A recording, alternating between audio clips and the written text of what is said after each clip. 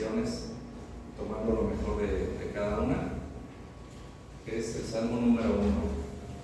Por cuestiones familiares y laborales, por muchos años, tuve que andar viajando entre Costa Rica y Tampico, casi cada 15 días, y no sé cuántos están familiarizados con esa carretera, pero en un momento dado estaba horrible. Hace pocos años, sin embargo, empezó a construirse una autopista, a un costado iba paralela, sobre todo ya saliendo por Tampico Alto, por Solama, y empezaba a verse un tramo, y se veía, uno no podía evitar comparar los dos caminos. Uno iba todavía por el camino viejo, y todo lleno de baches y despintado, y con toques sin pintar, y vados, y veía uno el otro camino negro de asfalto nuevo, líneas brillantes, señalizaciones, y daban ganas de pasarse al otro lado porque iban paralelos y había la manera de meterse. Y conforme fueron pasando los meses, pues el tramo fue haciéndose más largo, y yo creo que varias personas, así como yo, pues tuvieron la misma idea y se empezaron a pasar por el otro tramo. Aunque todavía estaba bloqueado en algunos segmentos, la gente empezó a pasarse por el otro lado. Lo que ellos no sabían es que más adelante esa carretera se separaba, se abría, esa autopista, se metía entre los árboles, y en un momento dado llegaba a un puente que todavía no se había construido. De hecho, un hermano de Madero Centro fue el que se fue por ese camino y tuvo que arreglar su vehículo. Gracias a Dios iba solo. Uno puede imaginar, más que imaginar y pensar qué tal si hubiera ido con su familia. No le pasó nada, gracias a Dios, llevaba un buen auto y después absorbió bien los golpes, pero si hubiera ido con su familia, tal vez la historia hubiera sido diferente. El propósito del hombre en general es buscar la felicidad, y como no sabe exactamente qué es la felicidad, la va buscando por diferentes caminos. El Señor en su palabra básicamente engloba dos caminos. Todas estas búsquedas del hombre las engloba en un solo camino, y el camino del Señor es otro. Y cuando vamos en cualquiera de esos dos caminos, a veces uno se pregunta y empieza a tener miedo, empieza a tener incertidumbre de qué es lo que viene más adelante, porque la verdad es que no somos personas reencarnadas, no hemos transitado esos caminos antes. Siempre va a ser un camino nuevo para nosotros el que tenemos por delante, y siempre ese camino se va a dividir en varias opciones. Y hay decisiones, y por la experiencia que tenemos sabemos que las decisiones que tomamos con tanta seguridad en este día, tal vez pronto, tal vez en 2 años, en 5 años, nos van a hacer llorar lágrimas amargas. No sabemos qué trabajo perseguir, en qué ciudad vivir, en qué iglesia ir, tener hijos, no tener hijos, cuántos hijos tener, cómo educarlos. Todas esas decisiones no sabemos exactamente en qué van a terminar. Inclusive hay decisiones que se pueden tomar en un momento dado. Por ejemplo, una decisión tomada en un momento de ira, en un momento de miedo, una mala palabra, y también puede tener efectos inmediatos en el resto de nuestra vida.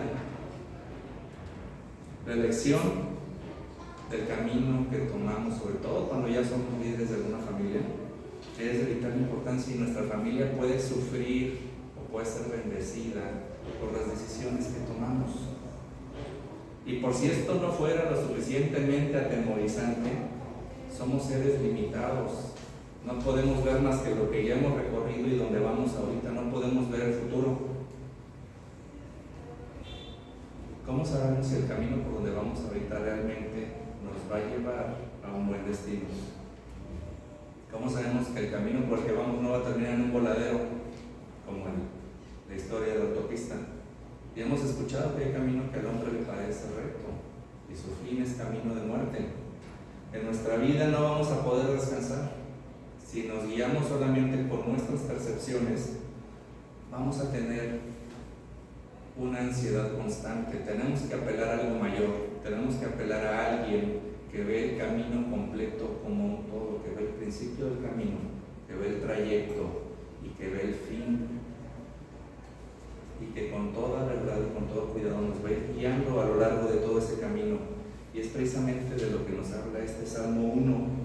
Si ya lo tienen en sus Biblias, vamos a verlo de manera alternada. El Salmo 1 son solamente 6 versículos.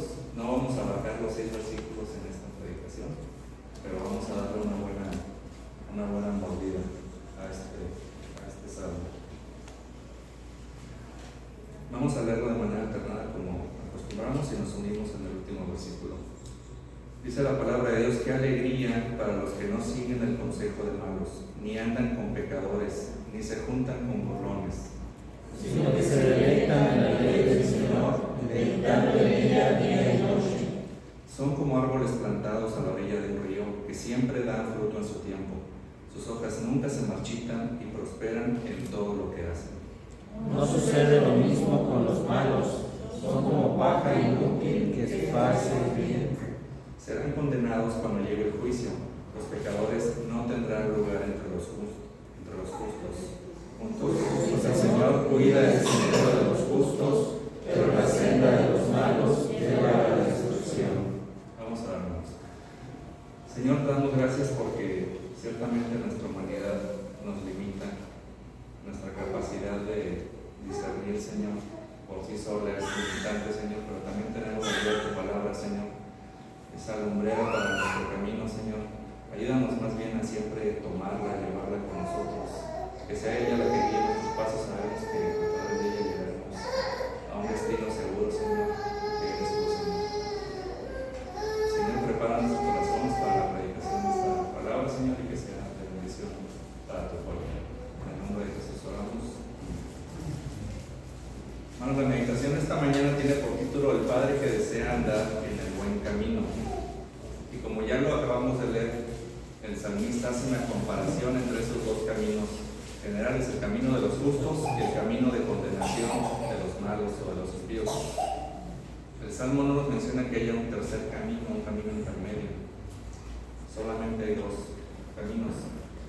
Entonces, el Padre que desea andar en el buen camino, punto 1, debe tener discernimiento de quien lo acompaña. El Padre que desea andar en el buen camino debe tener discernimiento de quien lo acompaña. Dice el primer versículo: qué alegría para los que no siguen el consejo de malos, ni andan con pecadores, ni se juntan con burlones. Entonces, cuando el mundo piensa en un hombre cristiano, ¿cómo lo visualiza? Además, nosotros mismos, ¿cómo visualizamos cuando pensamos en un hombre cristiano? Porque saben que somos conocidos como los refrigerianos. ¿Cómo lo visualizan? Todo serio, o tal vez todo temeroso, débil. Por ejemplo, no estoy recomendando la serie, pero es muy conocido como ilustran ahí al cristiano, al vecino Flanders, siempre siendo abusado por el vecino. Pero eso no es la imagen que nos transmiten los salmos. Si ustedes leen este Salmo 36 y visualicen con qué ánimo lo está escribiendo y lo está cantando, el salmista dice: tu amor inagotable, oh Señor, es tan inmenso como los cielos. Tu fidelidad sobrepasa las nubes. Tu rectitud es como las poderosas montañas. Tu justicia como la profundidad de los océanos.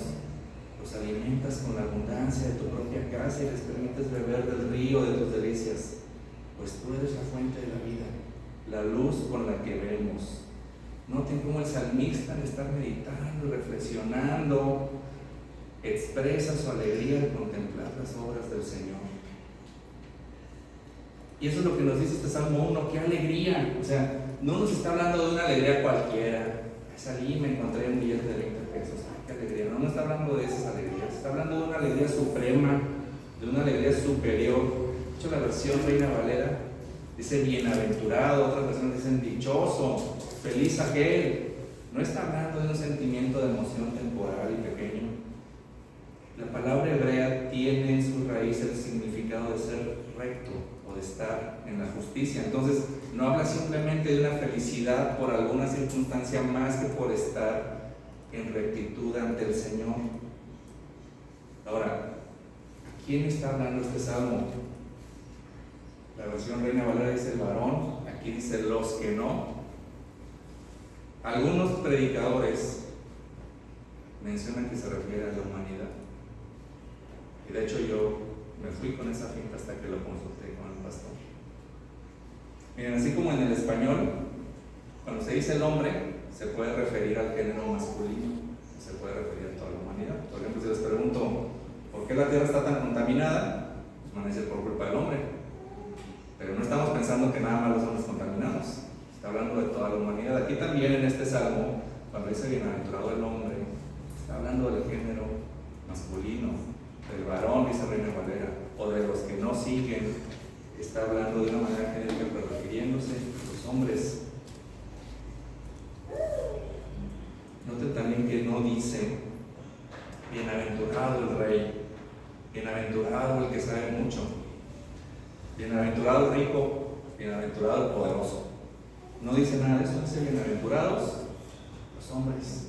Esa felicidad está al alcance de cualquier hombre, independientemente si se considera pobre, olvidado de la sociedad o desconocido.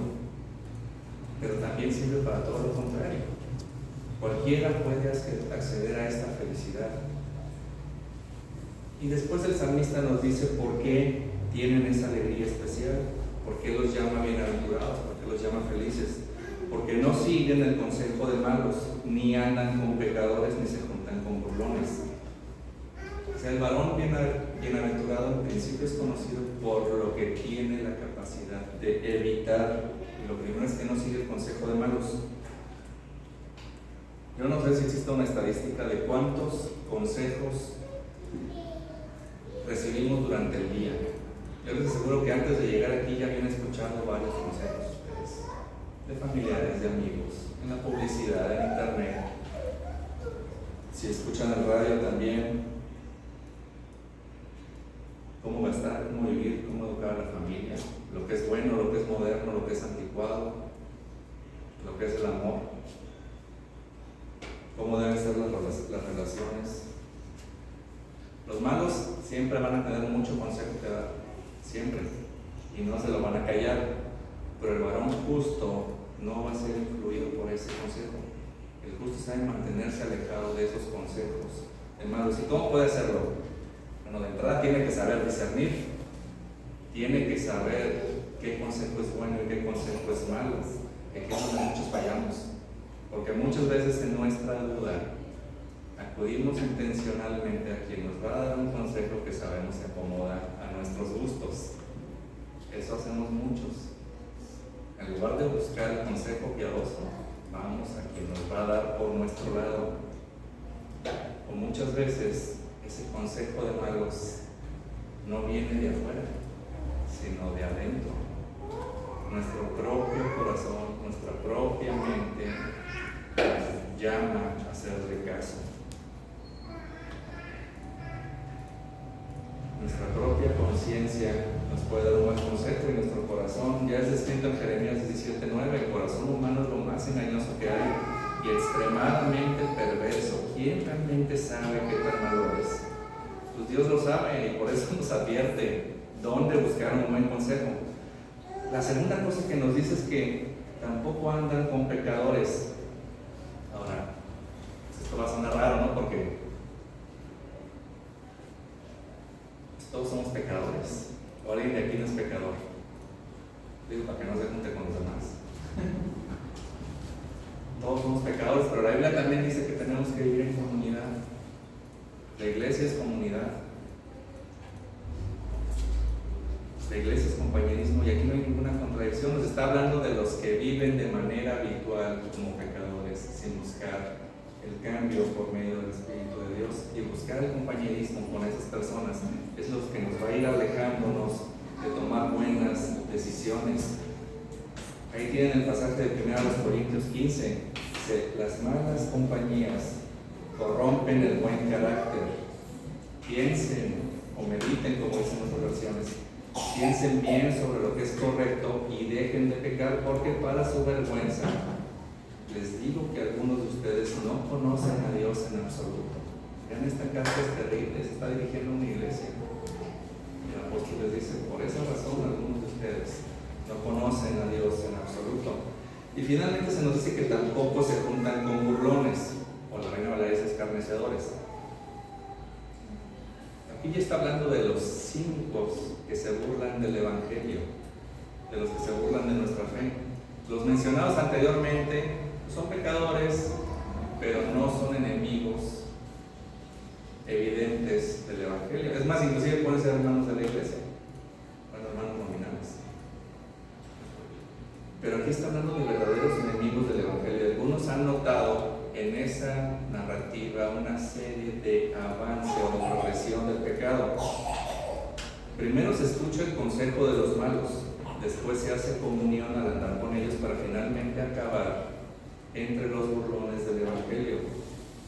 Entonces vemos ahí una degradación del pecado que inició escuchando el consejo de malos. Ahora hay que tener cuidado porque también no está diciendo que no escuchemos las voces críticas de nuestra conducta, porque la verdad es que tenemos para que nos reprendan bastante. No está diciendo que entonces cuando alguien venga a reprendernos entonces no lo escuchemos. Está diciendo de los que se burlan del Evangelio. Ahora, de por sí es difícil, platicamos en alguno de los días en el grupo de varones, lo difícil que es para los hombres cristianos seguir amistades cristianas de otros varones. Y la verdad, es difícil y no es difícil.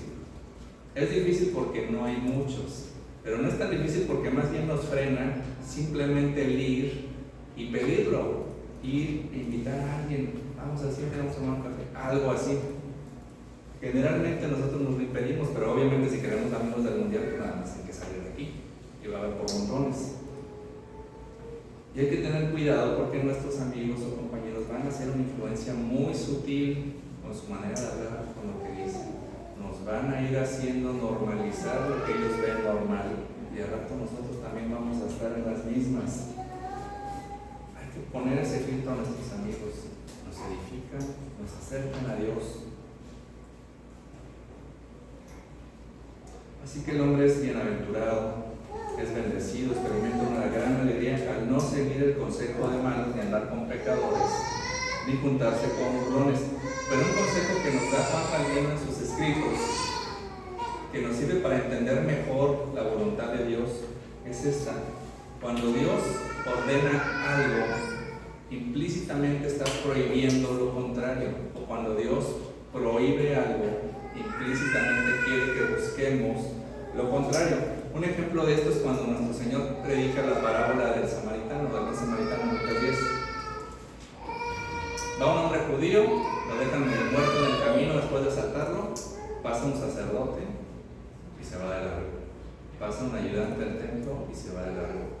Viene un samaritano que es un pueblo despreciado por los judíos, viene, lo levantan. Desde el punto de vista del sacerdote, si ellos cumplieron la ley, yo no lo maté, yo no lo golpeé, yo no lo asalté y se fueron de largo. Pero vean a quién pone como ejemplo nuestro Señor Jesucristo de alguien que cumplió la ley con su prójimo, el samaritano. Así que el no matarás no implica solamente el que no matemos, implica que también defendamos la vida. Así que si el Señor ordena no seguir el consejo de malos, de andar con pecadores, ni juntarse con burlones, a la vez está indicando y está fomentando el compañerismo con verdaderos creyentes, con los que no se burlan del Evangelio, sino los que lo promueven, los que no dan un mal consejo, sino los que lo hacen bíblicamente, como el salmista lo dice, Salmo 119, soy amigo de todo el que te teme, de todo el que obedece tus mandamientos, de ese soy amigo. El padre que desea andar en el buen camino, punto 1, debe tener discernimiento de quién lo acompaña. Punto 2, debe amar la palabra de Dios. Punto 2, debe amar la palabra de Dios. Dice el versículo 2, no hacen esto, y luego continúa, sino que se deleitan en la ley del Señor, meditando en ella día y noche. No buscan el consejo de malos, sino que se deleitan en buscar consejo en las Escrituras. Bueno, ustedes conocen también la historia de Moisés. Ya al final de su vida, en las afueras de Canaán, dirige una serie de discursos a los israelitas. Básicamente les recuerda cómo sus padres habían desobedecido al Señor y cómo por eso habían quedado muertos en el desierto. los que están ahí presentes les advierten que sean obedientes al Señor. Pero inclusive Moisés se da todavía el tiempo de profetizar por medio del Espíritu, algo que iba a suceder con la llegada de los reyes. Los reyes estaban muy lejos todavía de aparecer en la historia de Israel. Sin embargo, ya desde ahí Moisés les estaba dando instrucciones. Es lo que tienen en el Deuteronomio 17. Decía Moisés: y cuando se siente, está refiriéndose al rey, y cuando se siente sobre el trono de su reino, entonces escribirá para sí en un libro una copia de esta ley, del original que está al cuidado de los sacerdotes levitas, y lo tendrá consigo, y leerá en él todos los días de su vida, para que aprenda a temer a Jehová su Dios, para guardar todas las palabras de esa ley y estos estatutos, para ponerlos por obra, para que no se eleve su corazón sobre sus hermanos, ni se aparte del mandamiento a diestra ni a siniestra, a fin de que prolongue sus días en su reino, él y sus hijos en medio de Israel. Noten que lo primero que dice Moisés en cuanto haya un rey, no dice que nombre a su séquito, a sus consejeros, que nombre a todos sus ayudantes. En cuanto se siente en el trono, le pasan la ley que resguardan los sacerdotes levitas y que él haga una copia a mano. Obviamente, aquí la ley hasta este punto solo eran 5 libros y Pentateuco. Aún así, es una tarea formidable. Y ya que lo haya copiado, tienen que traerla consigo y estarla leyendo y estar meditando en ella todos los días, y eso lo iba a mantener humilde y eso lo iba a hacer sabio. Por la historia que sabemos de los reyes, pues es evidente que no se siguió mucho ese consejo. Uno no puede más que preguntarse cómo hubiera sido la historia diferente si eso hubieran hecho.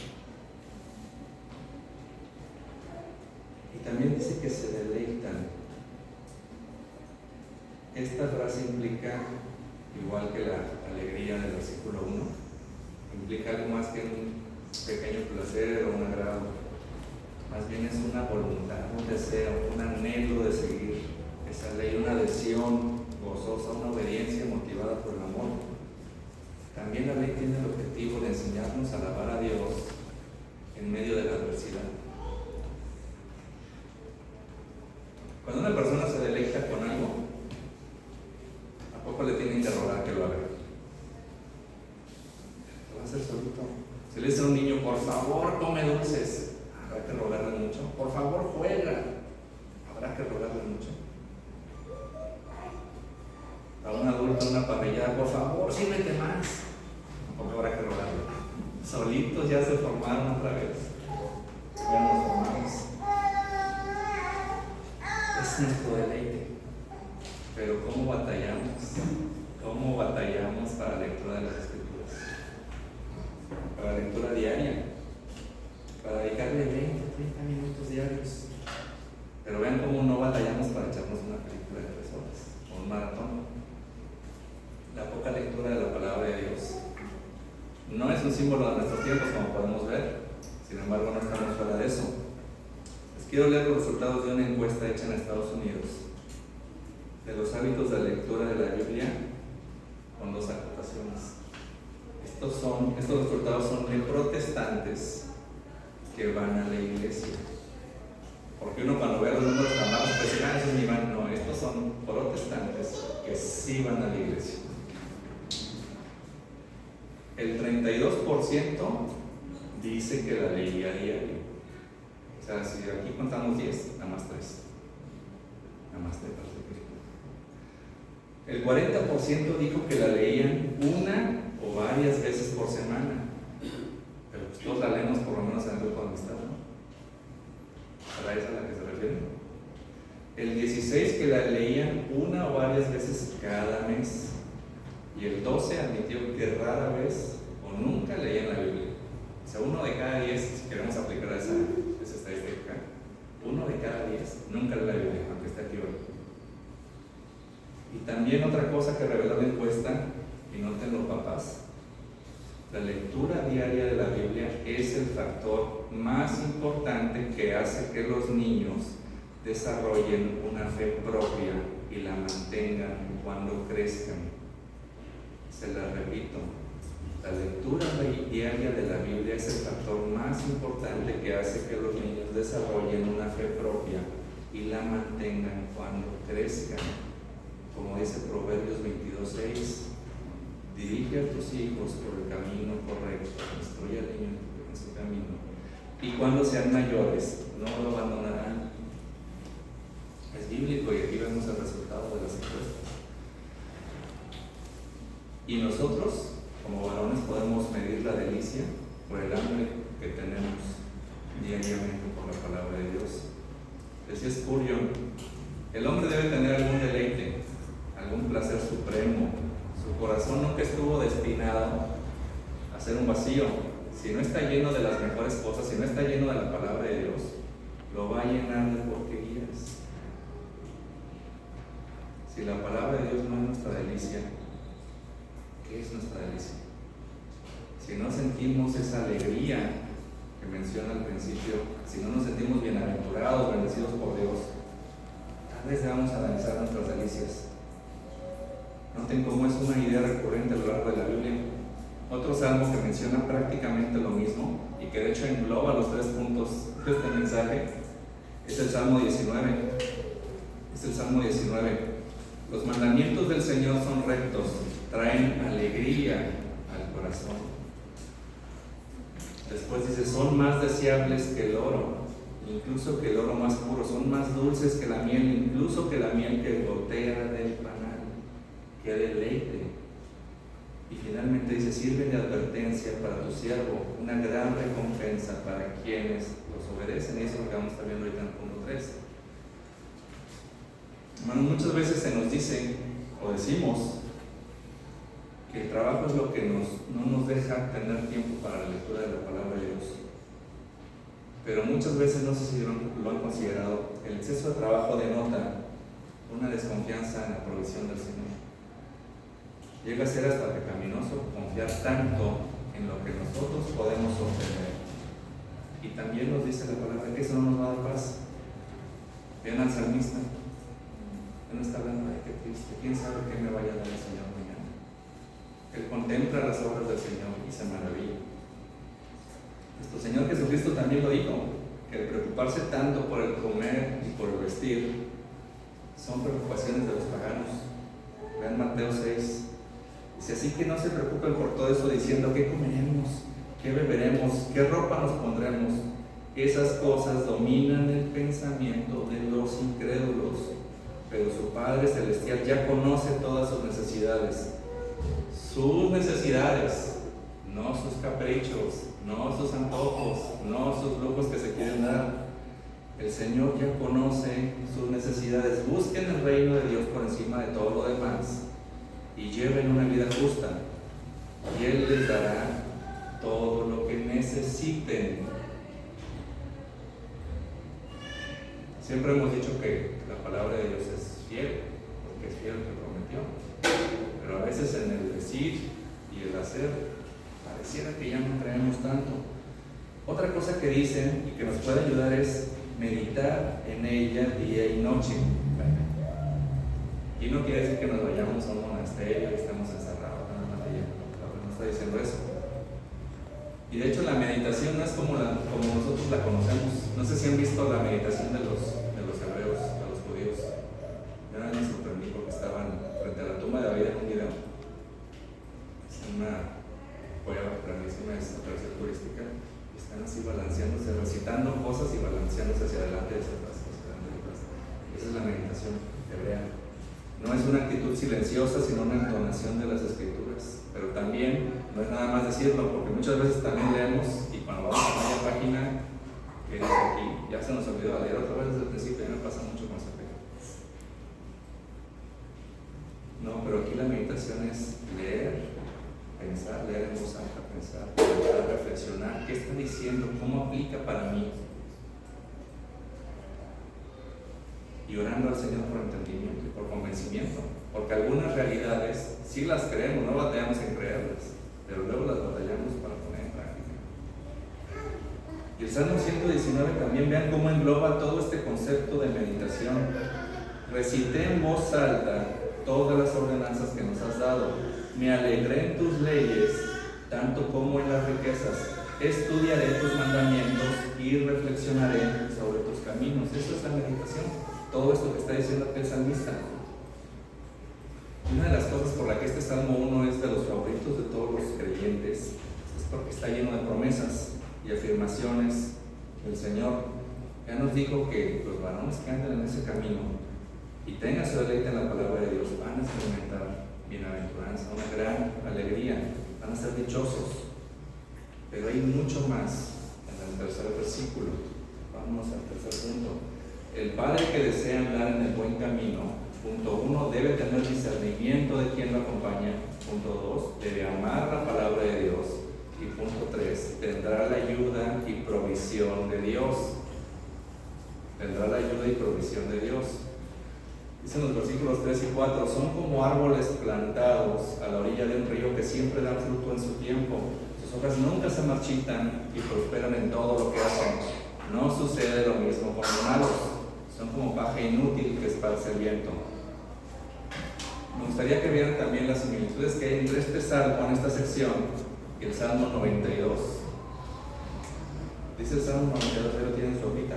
Pero los justos florecerán como palmeras y se harán fuertes como los cedros del Líbano.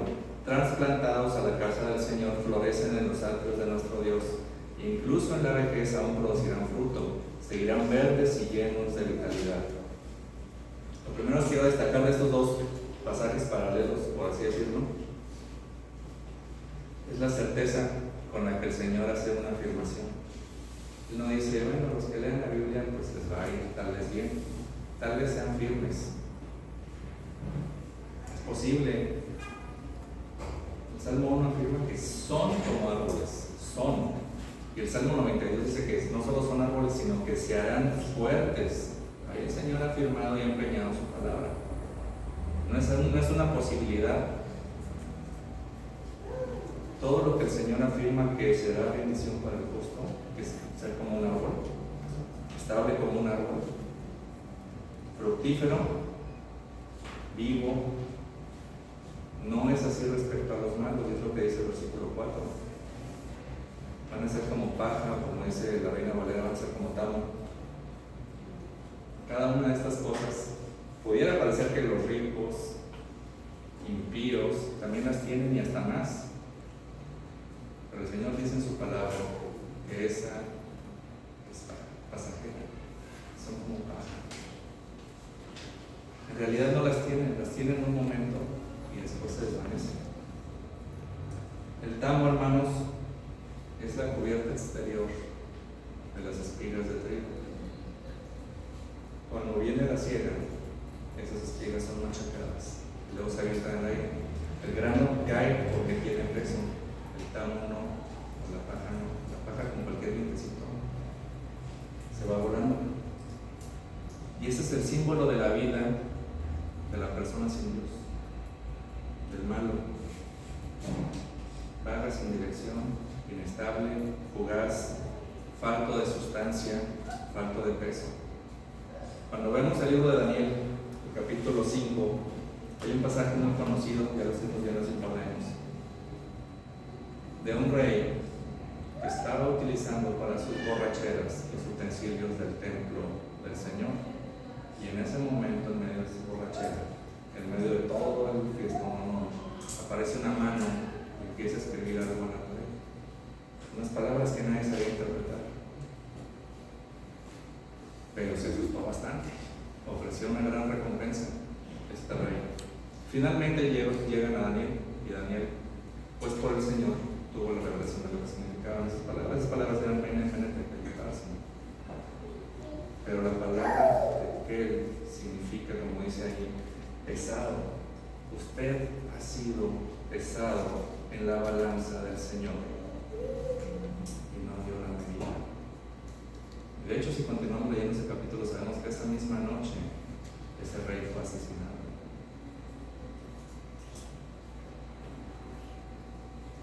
El grano es un símbolo de una vida fiel que Dios no desecha, sino más bien utiliza. Y ese grano es algo que el Señor se encarga de sembrar, de poner junto a corrientes de aguas.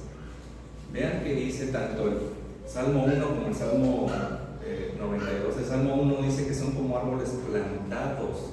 No está diciendo por ahí brotó un árbol, quién sabe cómo salió. No, el Señor tomó ese grano, lo sembró, pues esa semilla, y de ahí brotó el árbol y lo sembró junto a corrientes de aguas. Y más claro es el Salmo 92, que dice fue trasplantado, fue llevado de un lugar a otro lugar en los atrios o en la casa del Señor. Alguien los tomó y los puso ahí. Ahí hay una acción del Señor para ese hombre bienaventurado, y es por eso que es bienaventurado.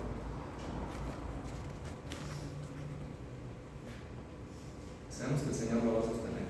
El Señor lo puso ahí. El Señor lo va a sostener.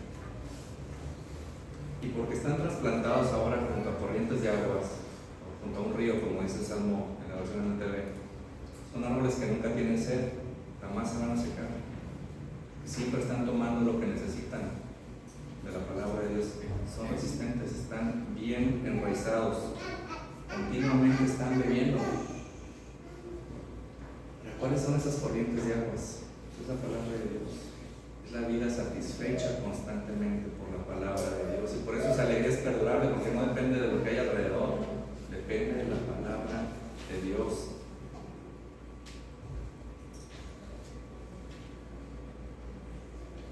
Otra cosa que es interesante es que siempre da fruto a su tiempo.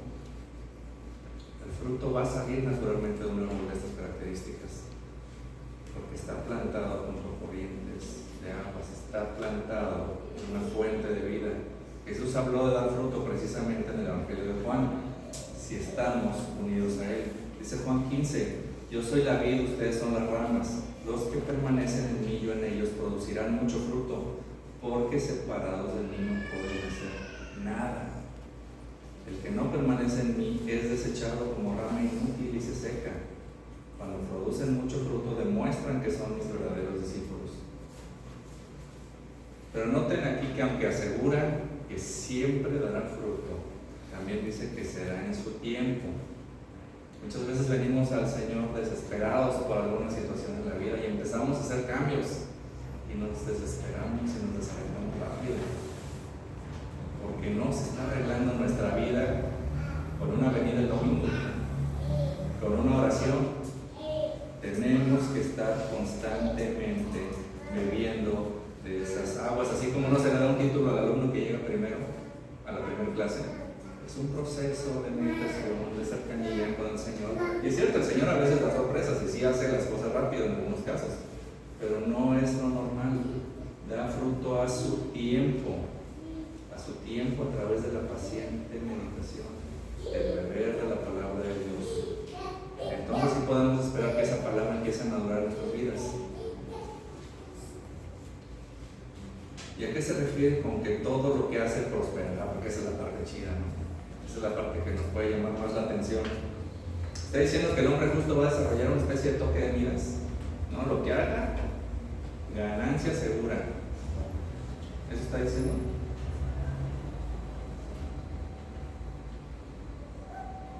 Está diciendo que el creyente va a tener riquezas y comodidades, o va a tener una salud envidiable, o que no va a tener ya problemas. No está diciendo eso. Si fuera eso, pues el Señor hubiera fallado su palabra con los apóstoles, hubiera fallado su palabra con su mismo Hijo. Lo que está diciendo es que pase lo que pase en la vida del creyente, pase lo que pase, habrá algo que prosperará, algo que va a perdurar a través del tiempo, a diferencia de la paja, que se va, que se acabó. Hermanos varones, la aplicación general creo que es clara. Mientras más nos deleitemos en la presencia de Dios, en su palabra, más fructíferos seremos. O por el otro lado, mientras más permitamos que los que ridiculizan el Evangelio afecten nuestros pensamientos y actitudes, más nos vamos a estar separando del alimento espiritual. Es obvio que tenemos que tener contacto con incrédulos porque nuestra misión es llevar el Evangelio, pero lo que nos está diciendo el Salmo es que no hagamos compañerismo con ellos, que no hagamos una vida con ellos.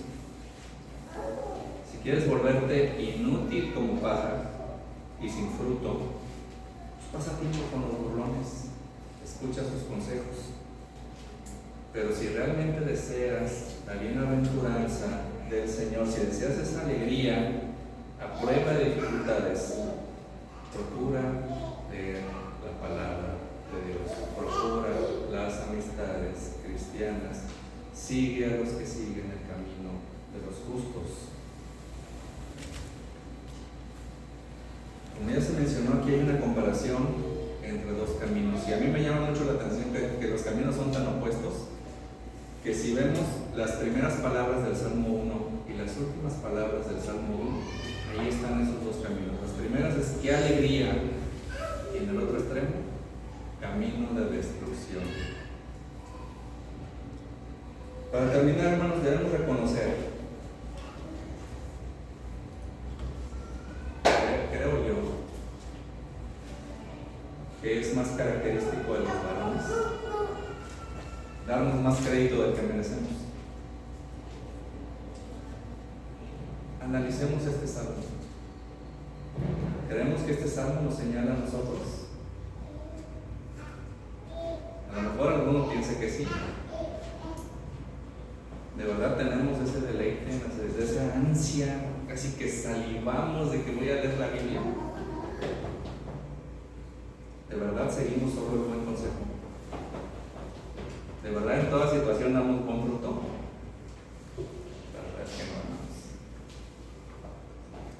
En alguna ocasión,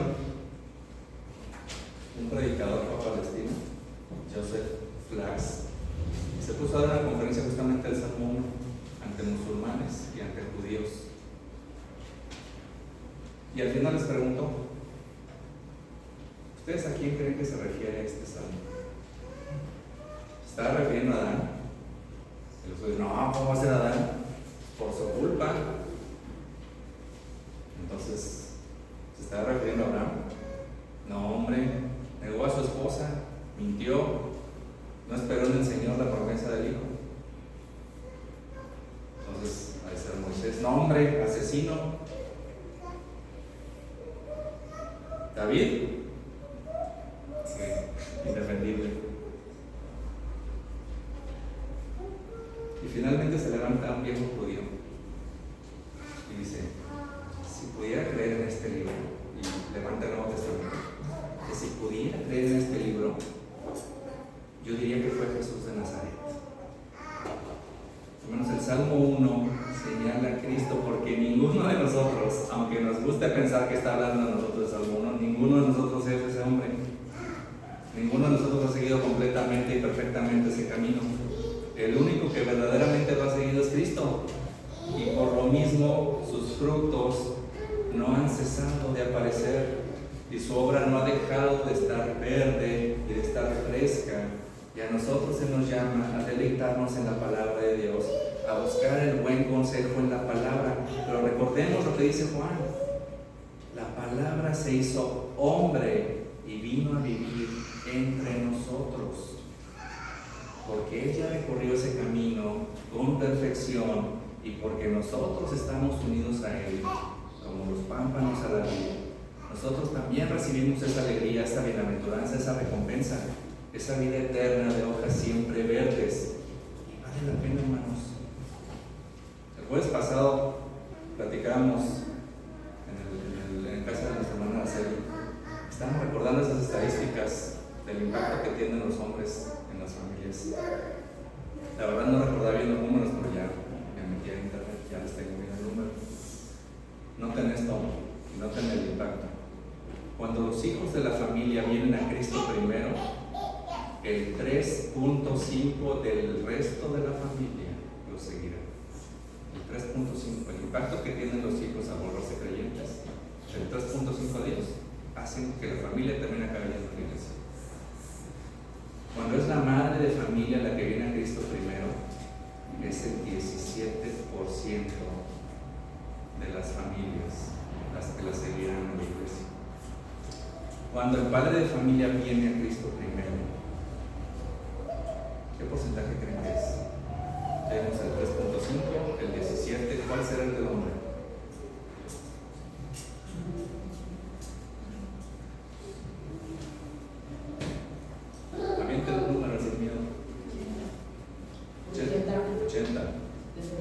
70. 93% de las familias. Lo que nos indica es que el hombre en la familia puede ser o un ayudante del Señor o un gran estorbo del Señor si no es Él el que va guiando a su familia. Como se le dijo a los reyes en Deuteronomio: ¿quieres tú y tus hijos que tengan una larga vida? ¿Quieres eso?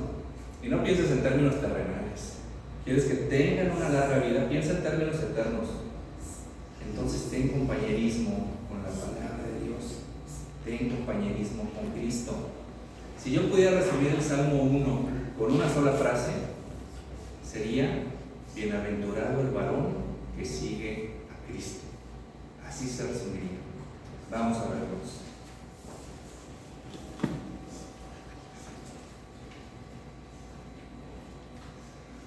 Ay, Señor, que cargas puesto sobre los hombres, que fácilmente se rehuye. Señor, confiamos en nuestras fuerzas y es por eso que no podemos. Tenemos que ir a ti, Señor. Tenemos que ir a Cristo, al que ha seguido ese camino, al que lo ha completado y al que nos lleva, Señor, de la mano.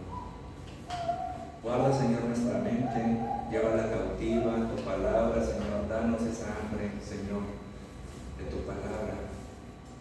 Danos esa hambre de obedecer tu palabra. Danos esa hambre de ser responsables por nuestras familias. Tú nos ayudas, Señor. Sabemos que tú nos ayudas porque tú lo has prometido. Tú no vas a mentir con esto, Señor. Tú instituiste la familia.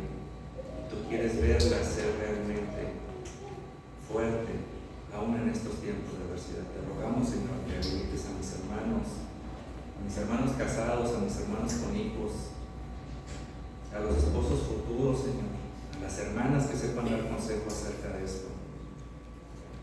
Señor, te ruego seas con nosotros porque este mundo necesita que el hombre vuelva a tomar su rol, Señor. Que el hombre vuelva a tomar, Señor, el liderazgo de sacerdocio dentro de cada familia. Te lo rogamos, Señor. Habilita a mis hermanos, habilítanos a todos, Señor, a hacer una